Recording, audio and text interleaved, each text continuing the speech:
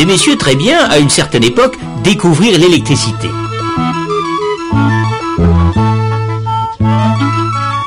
Ils avaient des rondelles de métal et d'étoffe trempées dans un acide qu'ils empilaient les unes sur les autres. Cela faisait une pile de rondelles, une pile électrique. Ils dirent, l'électricité, ça doit être quelque chose qui sort par un fil et qui rentre par un autre. Alors, ils écrivirent plus d'un côté et moins de l'autre, et décidèrent que l'électricité allait du plus vers le moins. Mais alors là, tout à fait au hasard. Pour savoir au juste, il aurait fallu voir de près les atomes des fils. Aujourd'hui, grâce à nos caméras spéciales, nous sommes en mesure, mesdames et messieurs, de vous présenter quelques atomes qui ont bien voulu venir dans nos studios pour nous expliquer. Un atome, c'est d'abord un noyau avec des charges électriques plus. Autour viennent tourner des charges électriques moins. Ce sont les électrons. Quand il y a autant de plus que de moins, les charges électriques s'annulent. L'atome est électriquement neutre.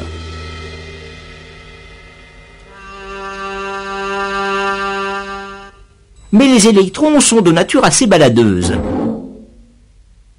Alors dès qu'il manque un électron, il y a une charge plus qui n'est plus annulée. L'atome n'est plus neutre. Il devient positif. Et plus il lui manque d'électrons, plus l'atome est positif. Il n'aura qu'une envie, l'atome, bien sûr, c'est de récupérer des électrons.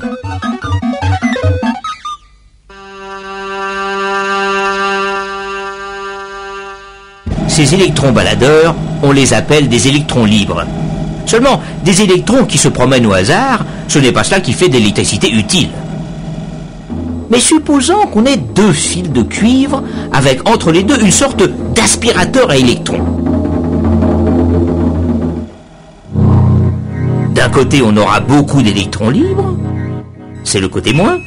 De l'autre côté, il en manquera. Les atomes seront positifs, c'est le côté plus. Il y a entre les deux fils ce que l'on appelle une différence de potentiel, des volts. Pourquoi des volts? Ah oui, le monsieur qui a inventé la pile électrique s'appelait monsieur Volta.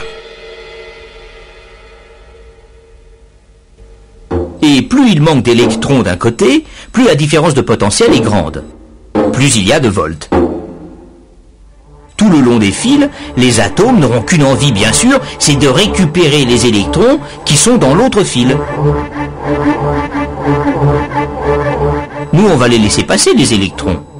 On va leur faire un passage, mais très très étroit. Le filament d'une lampe, par exemple. Alors les électrons se précipitent. Ça se presse, se bouscule, les atomes ne savent plus où donner de la tête, cela frotte, cela chauffe, cela fait de la lumière.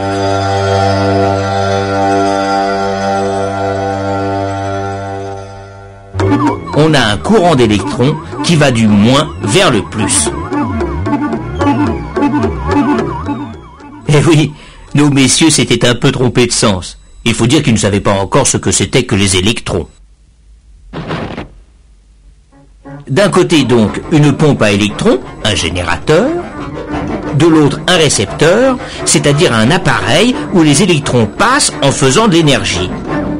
Ampoule, radiateur, moteur électrique, etc. Et si on récupère de l'énergie d'un côté, il faut bien en fournir de l'autre côté, au générateur. Dans les piles, c'est de l'énergie chimique. Un acide attaque un métal. Quand l'acide est usé, il n'y a plus de volts. On peut aussi utiliser l'énergie solaire. On peut aussi faire tourner un aimant devant une bobine. Là, il faut de l'énergie mécanique. C'est un peu comme cela, mais alors en plus compliqué, qui est fabriquer l'électricité qui arrive chez vous. Mais n'essayez pas de savoir où est le plus et où est le moins. C'est un courant qui change de sens tout le temps. Un courant alternatif. Mais ça, on en reparlera.